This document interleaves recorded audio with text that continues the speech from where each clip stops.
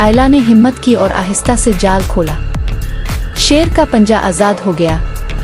शेर ने एक बार जोर से दे उड़ा, फिर सर झुकाकर शुक्रिया अदा किया और लंगड़ाता हुआ जंगल की तरफ वापस चला गया। कुछ दिन बाद आयला जंगल के पास खेलते खेलते रास्ता भूल गई। सूरज गुरूब होने लगा। वो डर गई और रोने लगी। तभी इसे एक जानी पहचानी आवाज सुनाई दी। वो वही शेर था। इसने आयला को पहचान लिया।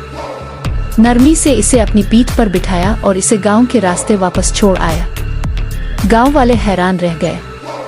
एक शेर ने हमारी बच्ची को वापस ला दिया, ये कैसे मुमकिन है? इस दिन के बाद शेर अक्सर जंगल के किनारे आता और आयला से मुलाकात करता।